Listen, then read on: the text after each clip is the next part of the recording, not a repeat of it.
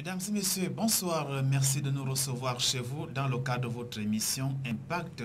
L'émission Impact est une émission centrée sur les questions de mystico-spiritualité, animée tous les dimanches à partir de 21 h par le révérend Dr Louis Badinga du Centre mondial Shekinah. Alors, merci de nous faire une fois de plus confiance et de nous recevoir donc chez vous. Tout à l'heure, l'émission va démarrer. Alors, l'homme de Dieu, comme vous le savez très bien, nous recevons un habitué de l'émission et vous le connaissez très bien. Et c'est quelqu'un qui d'ailleurs a la maîtrise des rouages des questions liées à la spiritualité. Alors, nous recevons donc le révérend docteur Louis Badinga du Centre mondial Shekinah. L'homme de Dieu, bonsoir. Bonsoir Arnaud, bonsoir à tous les téléspectateurs de TVS. Merci encore une fois de me recevoir chez vous et que Dieu vous bénisse abondamment. Voilà, mesdames et messieurs, l'émission, vous venez de prendre l'émission en cours, peut-être vous qui venez d'arriver chez vous.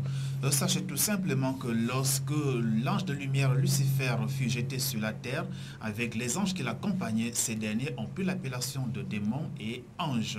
Et du fait qu'ils n'ont pas été dépossédés de la puissance que leur a donnée le Créateur des cieux et de la terre, ces derniers atteignent leurs victimes d'une manière ou d'une autre. On parle dans notre société du phénomène des incubes et des succubes. Tel est le thème que le révérend Dr Louis Badinga va vous expliquer de long en large. Alors, l'homme de Dieu, d'abord, avant de rentrer de plein pied dans le thème, qu'est-ce qu'on peut retenir du Centre mondial Shekinah pour la semaine qui vient de s'achever? Nous voulons simplement remercier le Seigneur pour le privilège qu'il nous a donné, sur le fait que tout au long de la semaine écoulée, nous avons pu assister à la manifestation de sa grâce au profit des multitudes de personnes qui ont effectué leur déplacement. Comme vous le savez, nous sommes en week-end de Pentecôte et la Pentecôte sur le plan historique marquant la 5e fête juive, celle au cours de laquelle le Saint-Esprit était descendu sur les apôtres ou encore les disciples se trouvant dans la chambre haute. Nous avons voulu surtout démontrer aux uns et aux autres qu'au-delà de l'aspect festif, la Pentecôte, c'est d'abord une expérience personnelle avec le Seigneur, une expérience personnelle avec le Saint-Esprit. Souvenez-vous par exemple du fait que Jean-Baptiste avait dit clairement, « Moi, je ne suis que celui qui précède, mais il vient après moi, quelqu'un qui vous baptisera du Saint-Esprit et de feu. » Cette personne, c'est bien sûr Jésus. Tout au long de cette semaine écoulée, nous sommes efforcés d'apporter un ensemble d'informations, un ensemble d'enseignements qui visaient essentiellement, au-delà du renforcement des capacités des uns et des autres, mais de connaître les temps prophétiques dans lesquels nous sommes et la nécessité pour l'Église de s'investir à l'effort de construction de sa nation. Si nous sommes le sel de la terre et la lumière du monde, il est important de rappeler aux uns et aux autres que nous avons un rôle à jouer et que ce rôle ne sera jamais, au-delà du fait que pour certains il peut être marginalisé, il ne sera jamais un rôle en deçà de la responsabilité qui nous a été confiée par le Père. C'est d'ailleurs pourquoi ce matin, les nombreuses personnes qui sont venues nous écouter m'ont entendu enseigner autour de ce que nous avons appelé 4 étapes pour le revêtement de la puissance. 4 étapes pour être revêtu de la puissance de Dieu, pour la manifestation de la puissance de Dieu. Et ça a été des temps glorieux. C'est d'ailleurs pourquoi nous voulons simplement rendre gloire et honneur, louange au Seigneur. Et pour la semaine qui commence dans quelques heures, qu'est-ce qui va être fait du côté du Centre mondial Shekinah? Nous croyons que ces temps sont très propices à la manifestation de la grâce de Dieu.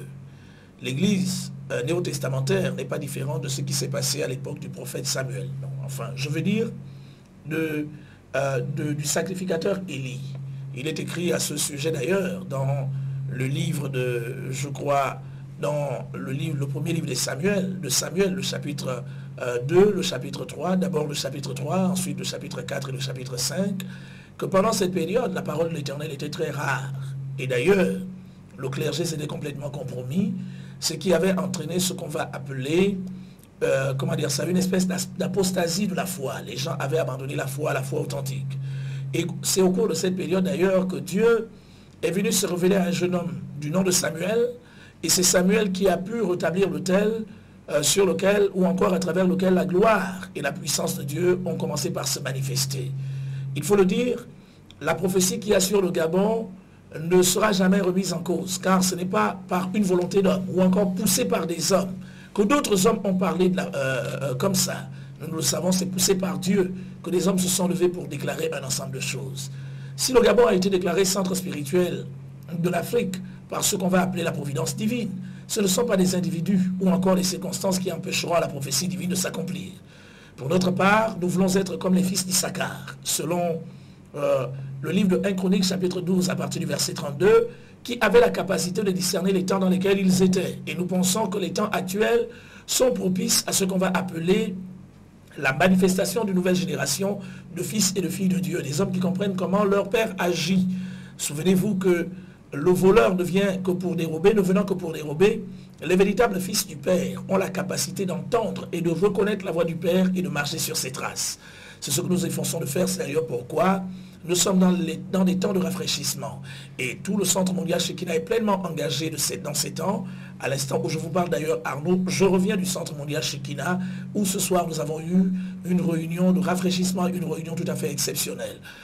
Je profite comme ça de l'opportunité qui est donnée à ceux-là qui nous regardent à la télévision pour vous rappeler que ces temps sont ouverts à tout le monde. Je dis bien à tout le monde. Ce matin, par exemple, j'ai insisté sur le fait selon lequel, au-delà de la volonté que peuvent avoir les dirigeants de notre pays à impulser une dynamique nouvelle à la tête de ce Gabon, je vous dis, ce n'est pas une affaire d'homme, ce n'est même pas une affaire de personnalité.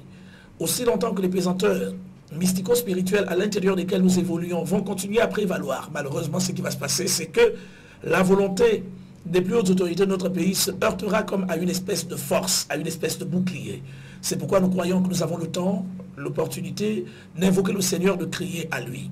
Souvenez-vous qu'il est écrit dans le deuxième livre des Chroniques au chapitre 7, à partir du verset 13 jusqu'au verset 14. « Quand je fermerai le ciel et que j'enverrai les sauterelles, quand je fermerai le ciel et que j'ordonnerai aux sauterelles de consumer mon pays, si mon peuple sur qui est invoqué mon nom s'humilie, prie et cherche ma face, s'il se détourne de ses mauvaises voies, moi je l'exaucerai des cieux, je guérirai son pays et Dieu interviendra. » Je crois que Dieu, que le Gabon a besoin des temps de rafraîchissement. Ces temps ne viendront pas du politique, ces temps ne viendront même pas du syndicalisme, ces temps viendront parce que les fils et les filles de Dieu auront compris quelle est leur responsabilité et se seront engagés dans une démarche biblique, une démarche spirituelle qui permettra à la grâce de Dieu d'être répandue afin que des temps de rafraîchissement viennent. C'est d'ailleurs pourquoi je vous invite tous à prendre une part active à ce programme. C'est une série d'enseignements qui vise essentiellement le fait de vous amener à découvrir le comment est-ce que Dieu opère toutes les fois qu'il s'apprête à passer à une nouvelle phase de l'histoire d'une nation et d'une génération. D'ailleurs, à cet effet, nous nous retrouvons ce jeudi soir du côté du Centre mondial Shekinah à partir de 17 h, le vendredi soir dès 17 h, le dimanche matin à partir de 8 h. Je rappelle par ailleurs que pendant 3 semaines, tous les dimanches, nous nous retrouvons à 8 h et nous nous retrouvons aussi à 17 h. Les lundis, nous nous retrouvons à 17 h. Les mardis, nous nous retrouvons à 17 h pour prier. Car nous le savons, la prière reste une arme puissante à travers laquelle Dieu intervient au profit des nations, au profit des familles, au profit des ministères. Chers téléspectateurs, installez-vous bien, vous êtes bel et bien dans le cadre de votre émission Impact. Le thème du jour tourne autour du phénomène des incubes et des succubes. Alors, je le disais dans mon propos introductif, le révérend Dr Louis Badinga du Centre mondial Shekinah, qui a d'ailleurs la maîtrise sur les questions allant dans ce sens, va vous édifier sur ce phénomène des succubes et des incubes. Alors, l'homme de Dieu, qu'est-ce qu'on entend par ici ? Incube et succube pour le téléspectateur moyen? Bien sûr, avant de répondre à la question, permettez-moi de vous rappeler que c'est à la demande d'un groupe d'étudiantes. Ce sont des jeunes femmes qui m'ont, sur un réseau social comme ça, m'ont aperçu, ont vu certainement ma page ouverte et m'ont envoyé tout un tas de questions autour de cette problématique ou encore de ce phénomène dont nous allons nous efforcer d'aborder autour d'une heure à peu près. Qu'est-ce qu'on entend par incube et succube? D'ailleurs, tout ce qui est phénoménal, vous le savez, c'est ce qui, par le sens de l'homme, laisse l'impression d'être prodigieux, d'être assez étrange, d'être particulier. Incube et succube viennent d'un ensemble de termes latins. Pour incube, c'est incubus qui veut dire se coucher sur. Pour succube, c'est succubus qui veut dire se coucher en dessous d'eux.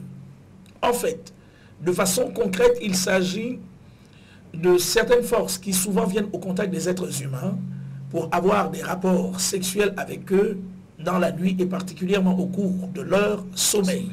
Ces forces peuvent être démoniaques et d'ailleurs les véritables incubes sont des démons, mais en général aujourd'hui ces forces peuvent aussi être des forces spirituelles qui sont de l'ordre humain par le biais de ce qu'on va appeler la projection hors du corps de certains individus qui vont devoir accomplir une espèce de coït sur une victime. Alors, vous vous souviendrez qu'il y a de cela à peu près quelques semaines, je crois, si je ne me trompe pas, 3 semaines à peu près, le quotidien national Union titrait, annonçait par exemple une situation qui a eu lieu quelque part dans l'Angounier, situation au cours de laquelle une jeune fille se retrouvait régulièrement en train d'avoir des rapports sexuels avec un vieillard qui, traduit devant les tribunaux, avait reconnu les faits. Les faits étaient lesquels? Chaque nuit, il entretenait des rapports sexuels sur le plan mystique par le biais d'une projection contre sa victime, parce que tout simplement, celle-ci aurait été engagée dans ce cercle occulto-satanique par le biais d'une espèce de tontine dans laquelle était liée sa propre tante. Je crois que si j'aurais eu l'article devant moi, cet article aurait suffisamment soutenu ce que nous sommes en train de dire ce soir, mais dans tous les cas, nous avons suffisamment d'arguments pour amener les uns et les autres à comprendre qu'il ne s'agit pas en fait d'une affabulation, ou encore il ne s'agirait pas ici d'une fabrication du docteur Lubadinga qui veut nécessairement appâter la galerie. Car un nombre de personnes qui malheureusement vivent souvent ces choses et ne comprennent pas parce que des explications ne leur sont pas toujours données du haut des pupitres, pensent que ce sont des phénomènes tout à fait normaux qui ne peuvent être consécutifs que pour les hommes au fait que la vessie ayant été pleine, il faut qu'elle se vide, pour les femmes au fait que le fait de ne pas avoir eu des rapports sexuels avec un partenaire du sexe opposé depuis un certain temps, ces désirs se seraient manifestés à l'intérieur de leur propre rêve. Les phénomènes incubiques et succubiques sont réels autour de nous et ils sont, si vous voulez bien, le propre de plusieurs personnes. Et d'ailleurs, j'aurai l'occasion ici d'apporter quelques statistiques comme ça qui ont été réalisées ici et là. Voilà, les incubes et les succubes, vous venez de prendre le cas que vous évoquez tout à l'heure, je crois que ça c'est dans l'Angounier et Bien au sûr. village au Nano. Alors, moi j'aimerais savoir, vous avez défini qu'il y a 2 façons qu'une victime vive le phénomène d'incube et de succube, soit par le canal des démons, soit par le phénomène de l'homme qui se projette. Alors, prenons cette deuxième hypothèse. Comment une personne peut partir de son corps, peut faire une projection pour assouvir ses désirs sexuels auprès d'une victime qui est beaucoup plus matérielle? Bon, mais c'est simple. Il faut déjà le savoir. L'homme est constitué de façon triardique. Ça veut dire que c'est une entité singulière, mais qui est aussi plurielle. Souvenez-vous que sur le plan spirituel, le corps physique, c'est un temple, c'est un vêtement, c'est une maison d'habitation, une sorte de maison d'habitation qui habite à l'intérieur du corps. Des corps beaucoup plus subtils qui ont la capacité d'opérer par-delà certains plans qui leur correspondent. Parlons particulièrement de ce qu'on va appeler l'esprit de l'homme. Quand vous êtes dans le sommeil, ce qui se passe, c'est que pendant que votre corps est dans l'inconscience la plus totale, votre esprit, lui, se détache progressivement de votre corps pour opérer un ensemble de placements pour lesquels régulièrement vous n'êtes pas conscient. C'est d'ailleurs pourquoi, au cours de cette période d'inconscience presque totale, l'homme naturel vit quelque chose qui est semblable à la mort, à la seule différence qu'il respire, à la seule différence qu'il peut s'agiter, qu'il peut produire des mouvements autour de lui suite à telle ou telle situation, piqûre de moustique, etc. L'homme a la capacité, de par le biais de certaines connaissances, de se projeter. L'esprit de l'homme a la capacité de se projeter hors du corps physique, comme vous et moi lorsque nous sortons de nos maisons en journée pour aller vaquer à nos occupations quotidiennes. Qu'est-ce qui se passe? Le matin, après notre douche, nous nous embarquons et nous partons. C'est la même chose qui se passe lorsqu'il y a projection hors du corps, de par l'esprit d'un être humain, pour pouvoir assouvir un besoin coïtal vis-à-vis d'une victime. Maintenant, comment cela se passe? Toutes les fois qu'il y a projection hors du corps, pour extraction d'une énergie, sexuelle quelconque, énergie vitale sexuelle quelconque, parce que en fait, c'est principalement cela que les démons recherchent. Les esprits ne cherchent pas le plaisir. Comme lorsqu'un homme va vers une femme, les esprits vont principalement pour prendre les énergies vitales sexuelles, parce que ce sont des énergies de reproduction, pour pouvoir s'en servir de l'autre côté. Ces esprits ont la capacité de se servir de ce qu'on va appeler des espèces de corps d'emprunt, à partir desquels ils vont opérer contre leurs victimes pour leur soutirer ce dont ils ont besoin en termes d'éléments existentiels pour continuer à évoluer dans leurs différents plans. C'est d'ailleurs pourquoi la plupart des personnes qui ont été victimes, soit alors ont vécu pour les femmes une espèce de pénétration, je dis bien pénétration qui ressemble à une pénétration consciente, soit alors le phénomène aurait eu lieu dans ce qu'on va appeler la croisée des deux esprits. Cependant, il est important de préciser une chose. Quand il s'agit de pénétration au point de vivre quelque chose d'à peu près consciente, généralement il y a manifestation orgasmique. Ça veut dire quoi? La jeune fille se retrouve complètement trempée, comme si elle a eu des rapports sexuels réguliers avec un être du sexe opposé. Et vice-versa pour le jeune homme, il se retrouve complètement trempé parce qu'au cours de l'ébat, il est véritablement en érection et il vit le phénomène comme s'il le vivait, comme s'il le pratiquait. Voilà, sur le plan purement matériel. L'aboutissement de cela, c'est qu'il va connaître l'orgasme par le biais d'une éjaculation. Et c'est cet effort qui va constituer les différentes énergies qui vont être prélevées par les puissances à l'origine de l'expérience pour pouvoir travailler ailleurs. Mais cette énergie qu'on transpose ailleurs, dans quel intérêt? À quoi ça sert là-bas? Ça sert à quoi exactement? Il faut le savoir, les démons n'ont pas été créés pour vivre sur la terre. Non, non, non, non. C'est d'ailleurs pourquoi les démons au contact des êtres humains sont principalement jaloux des privilèges qui ont été conférés à l'homme par Dieu. D'ailleurs, je signale au passage que la terre n'a pas été faite pour le diable. La terre a été faite pour l'homme. C'est par le biais de ce qu'on va appeler la ruse et la tromperie que le diable en est devenu le propriétaire. Nous connaissons tous l'histoire du drame adamique. Cependant, pour que les démons soient capables d'évoluer dans ce qu'on va appeler la sphère terre, ils ont besoin des composantes énergétiques qui sont contenues à l'intérieur de l'homme. Vous et moi, pour que nous puissions restés dans l'eau aussi longtemps que possible, nous avons besoin d'oxygène, n'est-ce pas? Ça veut dire que pour que nous passions du temps dans l'eau, il va falloir qu'on ait de l'oxygène. On va nous mettre de l'oxygène à l'intérieur. Il en est de même lorsqu'on va dans l'espace. Voilà, dans l'espace. Pourquoi est-ce que nous avons besoin d'oxygène? Parce que ces différentes sphères ne sont, que ce soit la sphère aquatique ou encore la sphère spatiale, ce ne sont pas des sphères dans lesquelles l'être humain que vous et moi nous sommes devons vivre. Nous avons été créés matériellement pour vivre sur la Terre, parce que la Terre est le monde qui correspond à notre plan d'évolution.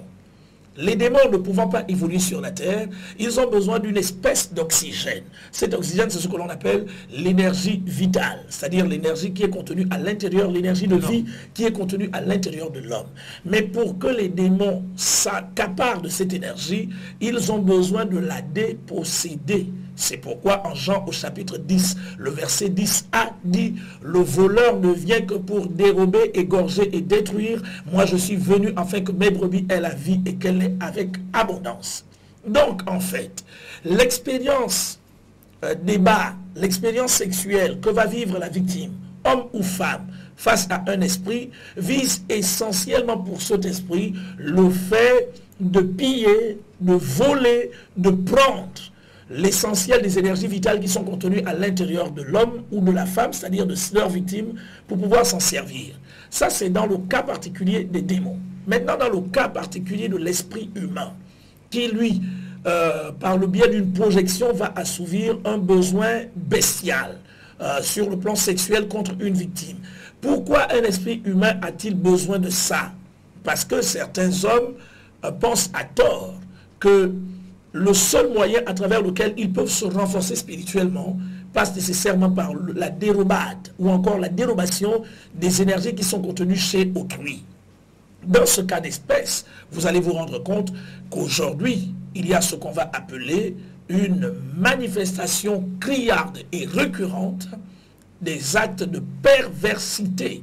Si avant, il s'agissait principalement pour le sorcier de partir opérer, aujourd'hui, ils opèrent même à œil ouvert, dans ce sens qu'ils ont la capacité de faire ce qu'ils veulent dans le souci de toujours prélever. puisque nous ne sommes que dans le cadre du phénomène incubique et succubique, nous allons nous efforcer de nous limiter là, et peut-être que nous parlerons de pollution sexuelle, nous ouvrirons le thème qui portera sur la pollution sexuelle beaucoup plus tard.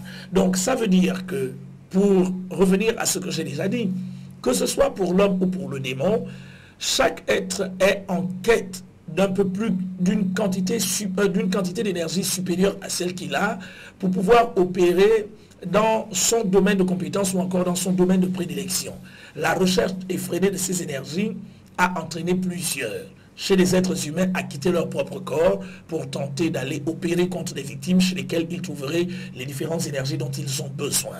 Je vous dis que c'est fréquent ici à Libreville et beaucoup aujourd'hui règnent dans certaines dimensions sur le plan professionnel à partir de ces activités qu'ils entretiennent contre leurs victimes qui pour la plupart peuvent être leur mère, leur frère, leur sœur, ainsi de suite. Mais moi j'aimerais savoir quelle est la valeur intrinsèque de ces énergies qui ont été dépossédées des victimes et quelle en est la valeur intrinsèque de celui qui les a dépossédées. La valeur ne sera jamais quantifiée. Vous venez de parler par exemple de ceux qui vivent je peux dire, qui ont des richesses aujourd'hui ici au pays et qui, ces richesses-là sous-tendent cette activité. Quelle est donc la valeur intrinsèque de ces énergies? La valeur ne sera jamais quantifiée sur le plan purement monétaire. Cependant, vous devez le savoir. Vous êtes l'expression de ce que intérieurement vous représentez. Ça veut dire quoi? Ça veut dire que sans que vous ne sachiez qui vous êtes exactement, ce que vous reflétez, ce que vous dégagez, vos prouesses, vos succès, vos réussites, ne sont que les conséquences de ce que vous êtes à l'intérieur de vous. Pendant que vous vous ignorez, tout le monde ne vous ignore pas. Il y a des individus qui tapis dans l'ombre, perçoivent en vous des capacités géniales qui ne sont que la manifestation de la quantité énergétique vitale, d'énergie vitale qui est détenue par vous, que vous avez à l'intérieur de vous. Cette énergie qui vous vient de qui? Mais qui vous vient du Père, du Créateur des cieux et de la terre. Tandis que certains, soit alors ont épuisé leurs énergies par toutes les sortes d'activités qu'ils entretiennent régulièrement et qu'ils pensent qu'il va falloir trouver ces énergies ailleurs. Au lieu de pratiquer l'ensemble des exercices qui nous permettent de nous canaliser, de nous connecter avec le divin afin de recevoir ces différentes impulsions qui vont nous amener à accroître ces forces dont nous avons besoin, il y en a qui trouvent cela difficile. Quand on parle par exemple de la prière, vous savez qu'il y en a qui trouvent prier très difficile. Quand on parle de la méditation, il y en a qui trouvent la méditation trop difficile et qui se disent que la facilité pour nous consisterait principalement à nous projeter hors de notre corps pour aller assouvir notre besoin. Là, ce n'est pas dans le cadre du besoin sexuel, notre besoin en énergie quelque part, et prendre les énergies de la personne qui vont nous servir. Maintenant, vous parlez de valeur. La manifestation d'une prouesse est certainement le fruit d'un effort. Mais pour que des machines fonctionnent, ces machines ont besoin d'énergie. Vous et moi, nous sommes éclairés dans cette salle. On est suivi au quartier parce qu'il y a ce qu'on va appeler une concentration d'énergie qui, véhiculée à travers certains appareils, permettent à ceux qui sont au quartier de nous suivre. Sans ces énergies, on ne serait pas regardé, on ne serait pas suivi. Alors, qu'est-ce qui se passe? La même chose, la chose reste la même sur le plan mystico-spirituel. Certains individus pensent que pour atteindre leurs différents objectifs, ils passeraient nécessairement par le fait d'aller prendre, je dis bien puiser à l'intérieur. Dérober même. Non mais c'est pourquoi on parle de dérobade, on parle de voler, c'est le vol. Parce qu'on se sert de quoi? Ils se servent soit de la ruse, ou alors ils se servent de violence. Là on parlerait de viol.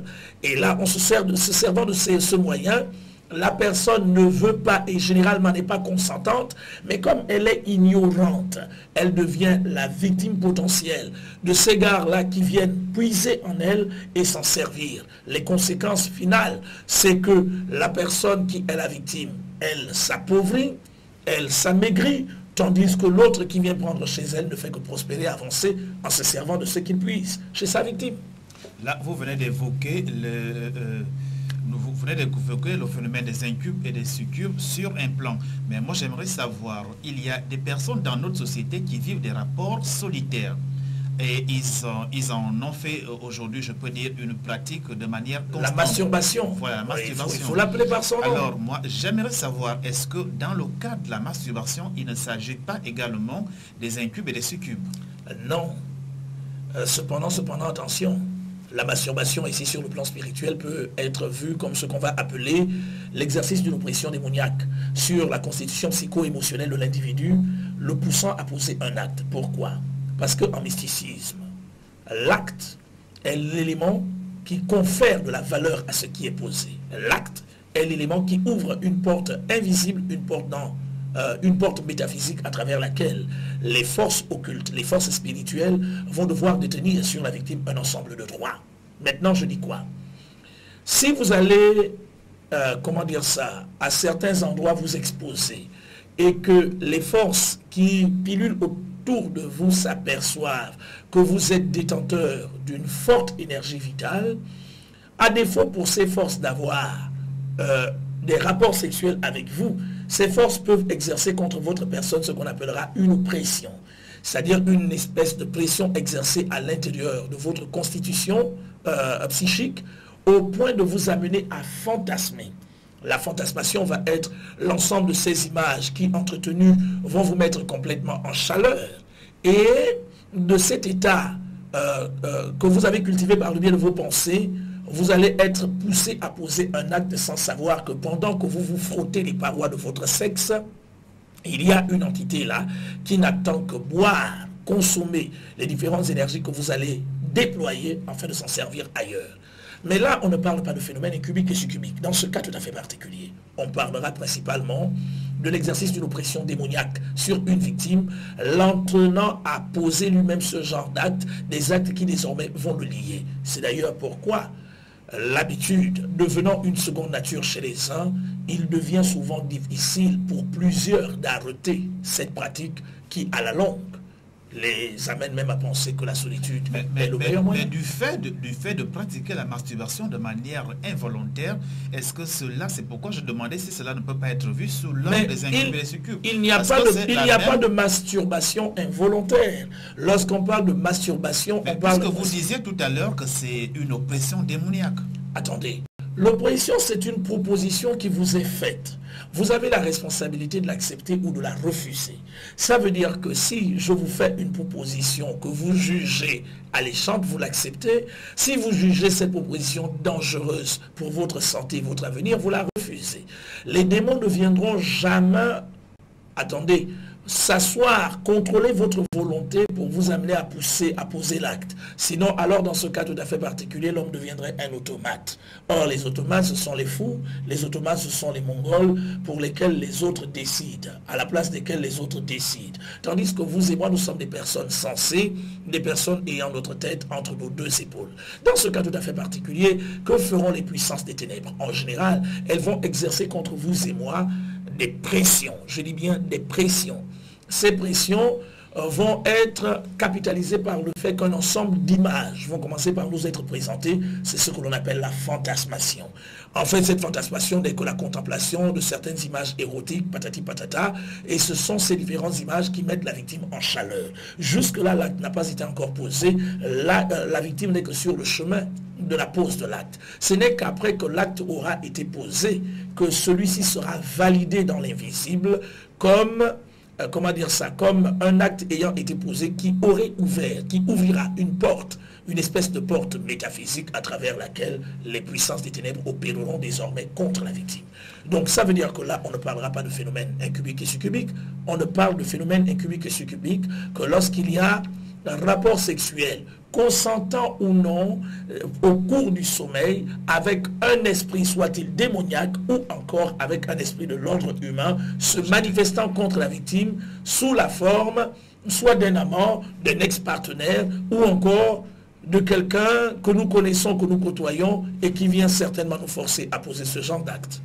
Voilà, mesdames et messieurs, le problème est tellement récurrent et je pense que les explications du révérend docteur Louis Badiga vont vous aider. Alors, chers téléspectateurs, je vous invite à suivre cet élément.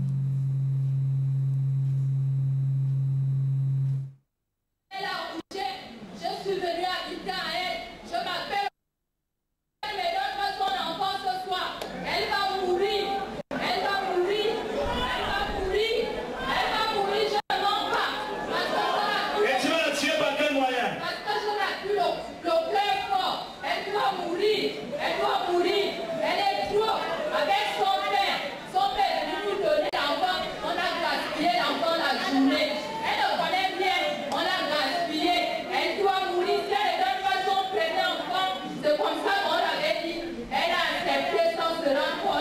ce qu'on disait parce que nous, on était en vampire, elle était là. Elle ne doit pas résister à notre vampire. Si elle ne donne pas son enfant, ce soir-là, elle va mourir. Elle doit donner son enfant. C'est son enfant qu'on veut. Si ce n'est pas son enfant, c'est son père. Si ce n'est pas son père, c'est elle qui va partir dès ce soir-là parce qu'elle n'a plus la force. Elle ne fait que ça. Étendez vos mains vers cette jeune femme, s'il vous plaît. Vous répétez après moi, toi, esprit de sorcellerie, je te neutralise. Ce soir, écoute-moi bien. Jésus a tout payé. Jésus a tout payé. Par son sang précieux. C'est pourquoi je t'ordonne de lâcher ton emprise. Tu libères. Tu libères. Tu libères. Tu libères. Je déclare du naissance et fait. Tous les décrets qui pesaient sur elle. Sur ses enfants. Dans le nom de Jésus. Quelle que soit la violation de l'interdit. Ton règne est terminé. Libère. Libère.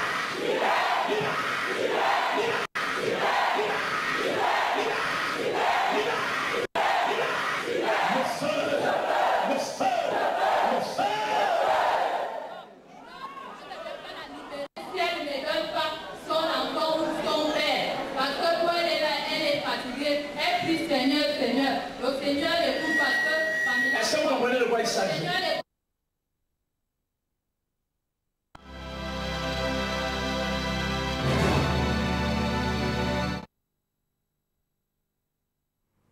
De retour sur ce plateau, mesdames et messieurs, dans le cadre de votre émission, Impact, le thème du jour tourne autour du phénomène des incubes et succubes.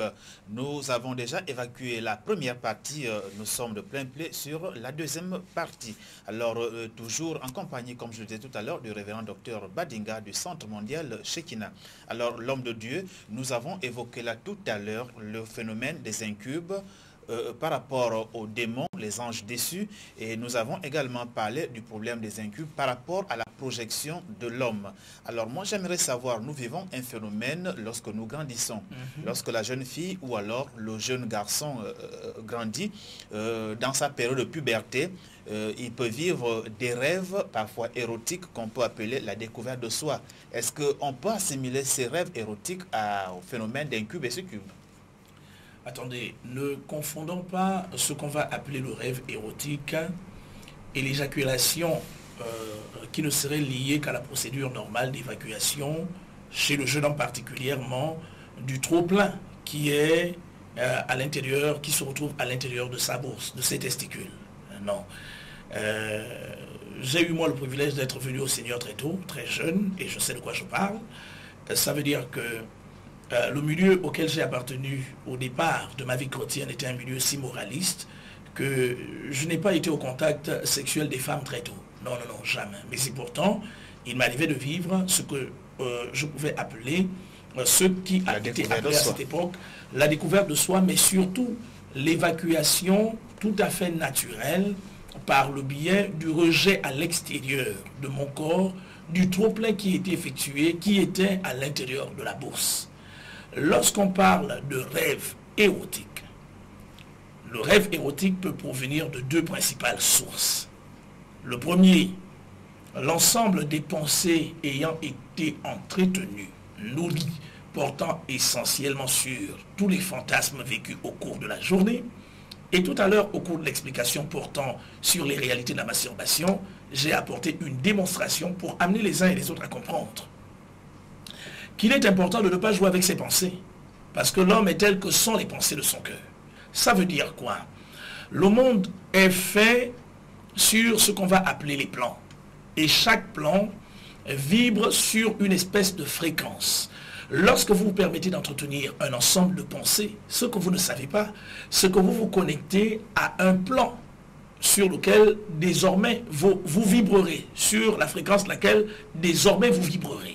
À cet effet, ce qui va se passer, c'est que lorsque le jeune homme, consciemment ou non, entretient des pensées érotiques, en jouant les jeux de cuir auxquels d'ailleurs nous tous nous avons pris part, les histoires de papa et de maman, parti, patati patata, au clair de lune. Au clair de lune, derrière les maisons, derrière les cuisines et tout cela, on devient des victimes inconscientes de ce qu'on va appeler une espèce d'oppression exercée contre nous, parce que n'ayant pas été enseignés, n'ayant pas été informés sur la question. Nous revenons à la vérité selon laquelle mon peuple périt parce qu'il lui manque la connaissance. À cet effet, plus qu'il s'agit de la découverte de soi, c'est l'âge de la puberté, c'est l'âge de l'adolescence, et la folie, dit la Bible, est attachée au cœur de l'adolescent. Dans ce cas tout à fait particulier, l'entretien de ces différents fantasmes tout au long de la journée va avoir pour effet le fait que nous puissions intérieurement vivre ce genre d'expérience. Ce que nous n'avons pas su, c'est que c'était des portes que nous ouvrions aux puissances des ténèbres, parce que par éducation, malheureusement, nous avons été entraînés à ce niveau. Ça, c'est le premier niveau du rêve érotique. Le deuxième niveau est celui de ce que j'ai appelé la manifestation incubique et succubique. Il s'agit dans ce cas tout à fait particulier de ce que je vais appeler une action personnelle de l'esprit contre une victime par le biais de ce qu'on appellera les préliminaires sexuels. Ça veut dire que l'esprit s'engagera dans une démarche qui vise essentiellement le fait de mettre sa victime en chaleur, une véritable démarche de séduction, une démarche qui vise essentiellement de mettre la victime sous une espèce de charme qui va constituer le moyen à travers lequel l'esprit va connaître la victime, et alors la victime ne se retrouvera là que là épuisée, dépossédée de ses capacités énergétiques par le biais du sexe. Mais il y a une troisième démarche, ça c'est la démarche du viol. Dans ce cas, il faut le savoir, autant il existe le viol sur le plan purement naturel, qui consistera pour un homme de s'attaquer à une femme contre sa volonté, afin de la violer sur le plan sexuel, autant cela va se faire sur le plan sexuel, je veux dire sur le plan mystique. Dans ce cas tout à fait particulier, la victime n'est pas consentante. Elle voit une espèce d'apparition spectrale, peut-être sous une autre forme, visant essentiellement le fait qu'elle soit pénétrée. Dans le cas de la pénétration de cette victime par le biais de ce qu'on va appeler le viol mystique, ce qui se passera, c'est que la victime va sentir ses membres complètement engourdis, perdra la capacité de l'action et de la réaction, et quelquefois même perdra la capacité de crier, et elle va certainement se voir là en train d'être, en train d'être connue sur le plan sexuel, au point qu'elle vive ce que j'ai déjà cité ici. Dans tous les cas, ces trois formes d'érotisme peuvent provenir principalement d'une action directe ou indirecte des puissances dont nous avons déjà fait mention, en dehors de ce qu'on appellera la vidange, qui est un phénomène tout à fait naturel du trop-plein accumulé à l'intérieur de notre bourse. Mais si le jeune garçon traite le phénomène au-delà de l'âge de la puberté, on parlera d'incube et succube. Non. En fait... Parce que le problème, comme vous le disiez tout à l'heure, le problème est psychique. C'est tout à fait normal, c'est l'évacuation du trop-plein. Mais il y a des gens qui traînent le phénomène au-delà de l'âge de la puberté. Est-ce qu'on peut donc assimiler cette situation au cube et succube? Les phénomènes incubiques et succubiques ne se manifestent pas uniquement qu'au-delà de l'âge de la puberté. L'homme est un pôle d'énergie, l'homme est un catalyseur. Les démons, contrairement, si sur le plan purement naturel, des individus ont la capacité de connaître des jeunes filles de 11 ans, de 12 ans, de 13 ans, sur le plan spirituel, cela est même pire. Ça veut dire qu'une victime peut commencer à être victime, peut-être même depuis l'âge de 2 ans, de 3 ans, de 4 ans, c'est-à-dire pendant sa période d'innocence et d'inconscience. Mais là, ça crée un peu, je peux dire, la confusion. Non, il n'y a pas de confusion. Parce que si déjà le jeune homme, oui, on disait tout à l'heure, que pendant la période de la puberté, le jeune homme ou la jeune fille peut vivre de tels phénomènes. Nous avons dit tout à l'heure que c'est l'évacuation du trop-plein. Oui. Mais qu'est-ce qui va nous montrer que exactement dans ces conditions, le jeune homme ou la jeune fille, il ne s'agit pas des manifestations de la puberté, mais plutôt il est déjà sous l'emprise démoniaque? Mais généralement c'est ça. Ça veut dire que qu'est-ce qui amène un malade à se rendre, une personne à se rendre chez un spécialiste de santé publique, chez un médecin, un spécialiste de santé? C'est uniquement lorsque on commence par ce qu'on va appeler une espèce de prise de conscience autour de certaines situations qui minent notre propre vie. Ça veut dire que quelqu'un peut avoir été victime depuis l'âge de 2 ans parce que la personne vivait dans ce qu'on appelle, ce que j'ai appelé la période d'innocence et d'inconscience. La personne ne savait pas qu'elle en était victime. Savez-vous, Arnaud, que dans nos milieux religieux, là, il y a des personnes qui ont au-delà de 20 ans, qui vivent régulièrement ces choses, mais qui ne savent pas qu'en fait, elles sont victimes de ce qu'on va appeler des pollutions démoniaques. Il y a des gens qui le vivent. Et je vais vous surprendre. C'est encore pire. Il y a même des milieux dans lesquels on dit que ce sont des choses qui n'existent pas et que ce que vous vivez est complètement normal. C'est au cours des séances d'information comme celles que nous sommes en train de tenir, au profit de ceux-là qui nous regardent au quartier, que finalement les gens prennent conscience sur les faits selon lesquels, mais enfin, ça veut dire que ce que je suis en train de vivre est un ensemble de choses vraies. Pourquoi? Parce que nous le voulions ou pas d'ailleurs, ce n'est pas un phénomène qui est directement lié à l'Afrique, c'est un phénomène universel. Que nous le voulions ou non, dans le cas particulier de l'Afrique, vous savez que nous sommes dépositaires d'une espèce d'héritage. Nos parents, nos aïeux ont été au contact des forces de la nature, forces qui sont venues opérer à leur profit. Mais pour opérer à leur profit, ces forces avaient nécessairement besoin de ce qu'on va appeler des énergies vitales, des énergies humaines. Est-ce que vous savez par exemple que plusieurs familles ont vendu leur postérité mâle et femelle sous le prétexte qu'il fallait assurer l'hégémonie de tel ou de tel ou de tel et que personne ne devait se marier? Quand vous entendez personne ne doit se marier, pourquoi? Ce n'est pas uniquement parce que la personne a un dépôt d'énergie qu'elle mettra au profit de la famille. C'est uniquement, ça peut aussi être lié au fait qu'un accord a été passé il y a de cela 2, 3, 4, 5 générations selon lequel les femmes de cette famille ne doivent pas se marier parce qu'elles sont déjà liées à une espèce d'esprit qui vient souvent accomplir ce genre de débat avec elles en échange de ce qu'il a assuré l'hégémonie de la famille à tel ou tel ou tel ou tel plan. Et donc ça veut dire que la personne peut être victime depuis l'âge de 2 ans, 3 ans, 4 ans, 5 ans, 6 ans, au-delà de 20 ans, de 30 ans, elle peut continuer à être victime. Même en ayant reçu Jésus comme son sauveur et son Seigneur personnel, appartenir à un milieu dans lequel on considérera que ça c'est tout à fait normal, jusqu'au jour où, par le biais de la grâce de Dieu, elle prendra conscience de ce qui se passe à l'intérieur de sa vie et elle recherchera la délivrance. Et je vous le dis, elles sont nombreuses, ces personnes qui vivent ce genre de choses, à la fois des hommes comme des femmes. Maintenant, vous avez posé une question fondamentale. Comment faire la différence? En fait, quand il s'agit d'évacuation d'un trop-plein, on ne subit pas les conséquences d'une évacuation qui ne serait consécutive à un débat sexuel provenant d'un incube ou d'une succube. Quand il s'agit d'une évacuation d'un trop-plein, chez les hommes, on connaît comment ça se passe. En fait, l'érectilité du pénis va uniquement permettre à cette espèce de tuyau de dégager le contenu. On se retrouvera trempé, mais le fait d'être trempé n'est pas nécessairement passé par une fantasmation. Le fait d'être trempé n'est pas nécessairement passé par ce qu'on va appeler un contact sexuel à l'intérieur de rêve. En fait, on n'a pas pensé à qui que ce soit, c'était un trop-plein. Et d'ailleurs, il arrive même quelquefois qu'il n'y ait pas d'érectilité du pénis et que soudainement, on se retrouve complètement trempé. Ça, c'est le dégagement du trop-plein. Et généralement, on ne subit pas les conséquences de cette situation pour la simple raison qu'il n'y a pas eu de gros efforts conscients provenant de l'être humain.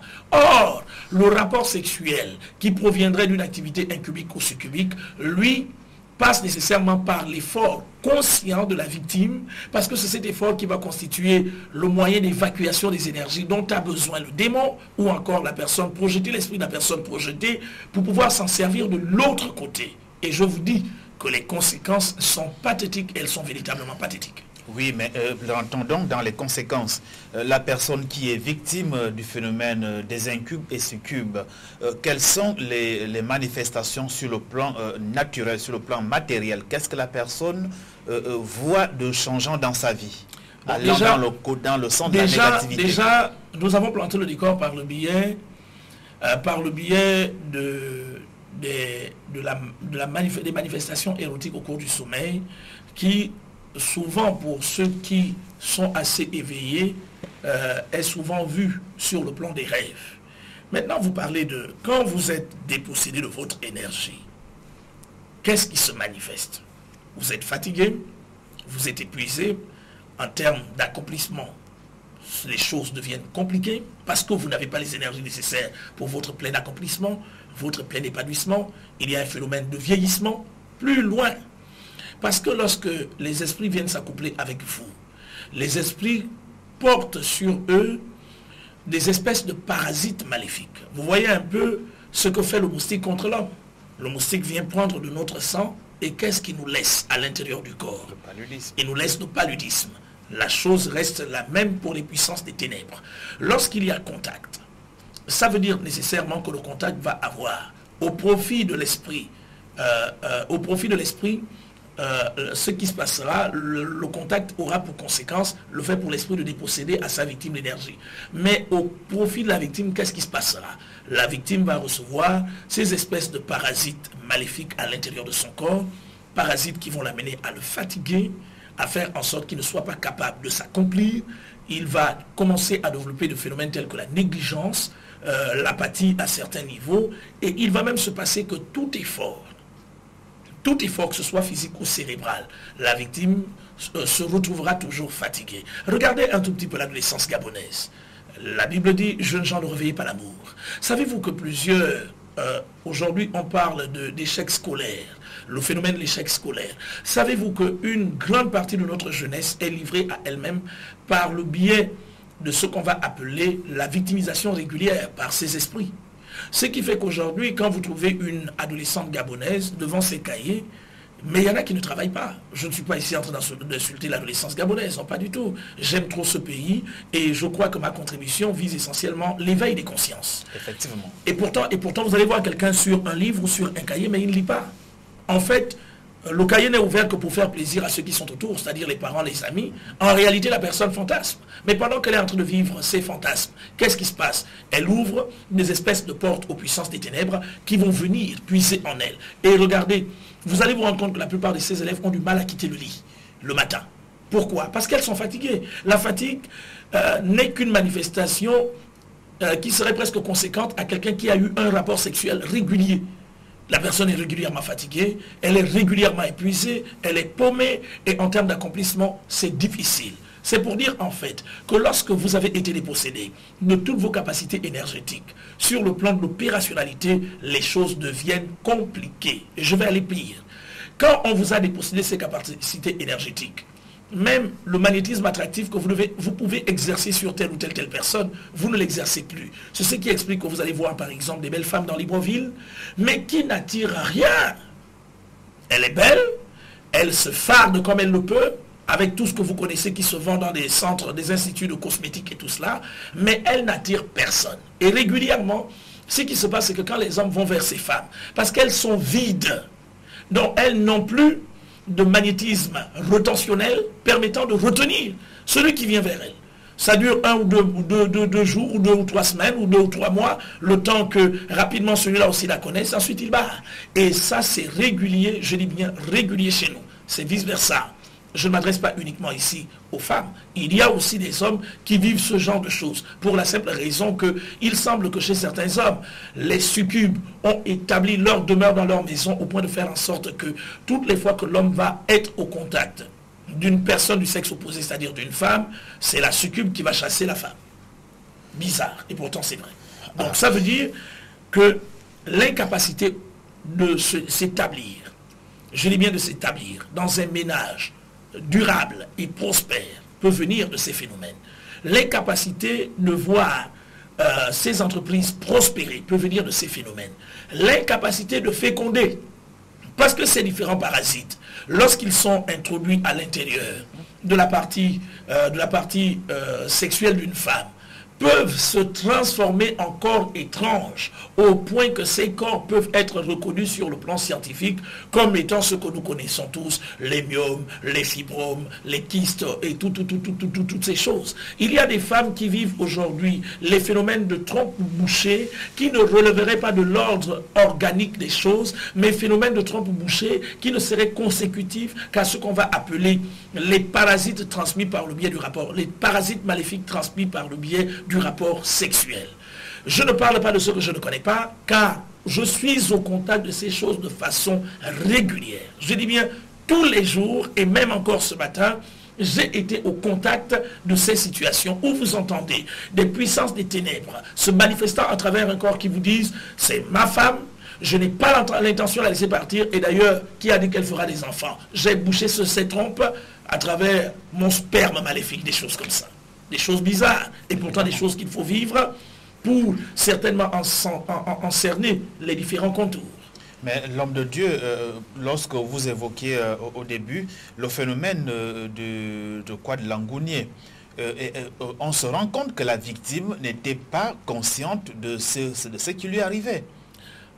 Mais en fait, elle n'était pas consciente parce qu'elle n'avait pas d'informations autour de la question. Elle avait tout simplement des signes prémonitoires. C'est pourquoi elle est allée auprès d'un tradipraticien. Mais vous parlez des signes prémonitoires. Ces manifestations prémonitoires ont lieu quand? En général, chez la personne non éveillée, c'est-à-dire chez la personne inconsciente, ces manifestations prémonitoires ont lieu au cours du sommeil. Celui qui n'est pas éveillé, au-delà des capacités prémonitoires qui sont les siennes, va vivre ces phénomènes régulièrement dans les rêves. Je vois le vieillard d'à côté qui vient souvent avoir des rapports sexuels avec moi. Et comme la personne n'est pas informée, elle se dit que cela peut être normal. Je vous le dis que même dans les églises, les gens vivent ce genre de choses et les pasteurs disent c'est normal. Mais quand vous regardez le développement ou encore l'avenir de ces personnes, vous vous rendez compte qu'après 5 ans, 10 ans, 15 ans, 20 ans, 25 ans de pratique chrétienne régulière, ne souffrant, je veux dire, d'aucun péché sur le plan tout à fait naturel, la personne n'avance pas. Et on ne se pose pas de questions, on ne fait rien, on continue à dire aux gens, croyez en Dieu, ça va aller, ça va passer, ayez la foi, ayez la foi, ayez la foi. Mais on va avoir la foi de quoi? Il est important de dire les choses telles qu'elles sont. Et lorsqu'elles sont décelées, on s'engage dans une démarche. Pour cette jeune fille qui n'avait pas connaissance, elle avait conscience par le biais de ses prémonitions, elle n'avait pas connaissance du phénomène, elle s'est adressée à un spécialiste des sciences occultes qui lui a apporté les lumières sur le fait selon lequel ce que vous vivez là est un ensemble de projections consécutives à une opération de sorcellerie contre votre personne, à l'intérieur de laquelle votre tante ou votre maman est engagée dans un cercle de tontine. Mais je pense que les différents signes que nous avons apportés ce soir peuvent suffisamment édifier les téléspectateurs sur le fait selon lequel, lorsqu'on vit déjà ce genre de choses, il est important de chercher la délivrance. On va vous dire, j'entends souvent d'ailleurs, bon c'est fréquent à travers des médias, certains vont vous dire, quand on est chrétien, on ne peut plus avoir ce genre de problème. Mais ce n'est pas vrai. Ce n'est pas vrai. Écoutez, nous sommes dans un plateau. Vous savez que si nous ne désinsectisons pas ce plateau, nous pouvons être au contact des moustiques. Évidemment. Comment les moustiques feront-ils pour rentrer? C'est parce qu'il y a eu une porte ouverte. Mais vous savez par exemple que la fantasmation est un ensemble de portes que l'on ouvre aux puissances des ténèbres. Et qui vous a dit que fantasmer n'est que le propre de celui qui ne va pas à l'église? Le fantasmer peut être un phénomène purement normal parce que l'homme a été doté de ce qu'on va appeler l'appareil sexuel, l'appareil de reproduction. À quoi sert le sexe? Mais voilà, mais parlons vrai, et c'est toutes ces choses qui sont abordées. Voici pourquoi nous profitons de cette opportunité pour vous dire à vous qui nous suivez que peut-être que vous êtes vous aussi victime de chacune de ces choses. Nous n'avons pas clos le thème qui porte sur les incubes et les succubes. Vous avez certainement des questions à nous poser. Notre adresse mail passe au-dessous, juste en dessous de votre au bas de votre petit écran. Vous pouvez nous poser toutes les questions qui portent essentiellement sur ce thème pour que la semaine prochaine, nous vous apportons des lumières supplémentaires. Vous pourrez également nous appeler aux différents numéros de téléphone qui figurent, qui défilent au bas de votre petit écran ou simplement nous faire des SMS. Nous efforcerons de recueillir vos questions et d'apporter un ensemble de lumière. La Bible dit que mon peuple périt parce qu'il lui manque la connaissance. Et parce que tu as rejeté la connaissance, moi aussi je te rejetterai de mon sacerdoce. Je crois pour ma part que le Fils de Dieu, le Fils de l'homme est apparu afin de détruire les œuvres des puissances des ténèbres. L'évangile annonce, l'évangile aussi dénonce. Nous avons la responsabilité d'éveiller votre conscience afin que davantage vous puissiez cerner ce qui se passe autour de votre personne et qui peut constituer un véritable blocage pour votre progression sur le plan spirituel. À cet effet, je vous rappelle que cette semaine, nous sommes dans des temps de rafraîchissement du côté du Centre mondial Shekinah. Vous pouvez être bénéficiaire de ces moments. Nous sommes situés au quartier derrière l'hôpital, à quelques 150 mètres du Grand Carrefour Petit Paris. Nous vous invitons à prendre massivement une part à ce programme. Je crois qu'au-delà de ce que vous recevrez, il se passera surtout quelque chose à votre profit. Vous serez bénéficiaire d'un toucher de Dieu pour votre propre vie. Pour notre part, nous le savons, Jésus-Christ Nazareth est le même. Hier, aujourd'hui, éternellement, il n'a jamais changé. Là où vous êtes, vous pouvez nous recevoir et quelque chose peut se passer dans votre vie. Celui qui vous parle n'est pas nécessairement celui qui a la maîtrise de toutes ces questions. Non, pas du tout. Je m'efforce tout simplement, aux limites de mes propres connaissances, de vous apporter quelques lumières ici et là sur chacune de ces questions, afin que, par le biais de votre prise de conscience, vous engagez dans une démarche qui vous permettra de chercher la libération la plus totale. Encore une fois, que Dieu vous bénisse et qu'il vous bénisse abondamment.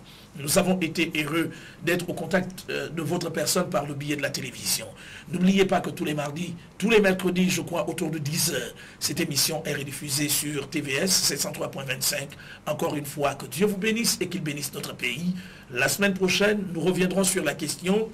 Nous insisterons sur les manifestations et surtout, nous donnerons comme ça, pêle-mêle, quelques clés permettant à ceux qui connaissent ce qu'on appelle l'autodélivrance, qui ont déjà pratiqué l'autodélivrance, de savoir comment est-ce qu'ils peuvent se débarrasser de cela. Sinon, alors, nous continuerons à vous inviter au Centre mondial Shekinah, endroit dans lequel ces choses sont mises à votre profit pour que vous en receviez la délivrance. Encore une fois, que Dieu vous bénisse abondamment. Merci infiniment de nous avoir suivis. Voilà, chers téléspectateurs, nous sommes arrivés au terme de notre émission Impact qui avait pour thème les incubes et les succubes. Le révérend docteur Louis Badinga du Centre mondial Shekinah vous a entretenu et vous a apporté quelques réponses, mais nous vous rassurons que le débat n'est pas clos. Nous y reviendrons au cours de nos prochaines émissions, pourquoi pas le dimanche prochain. Alors, merci d'avoir été des nôtres, merci pour la confiance sans cesse renouvelée à notre émission chaque dimanche à partir de 21h, rediffusée le mercredi à partir de 10h30. À toutes et à tous, excellente nuit. L'heure a sonné pour louer le roi des rois, pour louer celui qui est ressuscité le 3e jour, celui qui nous a libérés à la croix de Golgotha. On y va, tout le monde se lève. Mais le monde n'a pas pu le retenir. Non, il a brisé les chaînes, il a brisé le célibat, il a brisé la maladie à la croix de Golgotha. Il a brisé la pauvreté à la croix de Golgotha. Il a brisé le chômage à la croix de Golgotha. Il a brisé la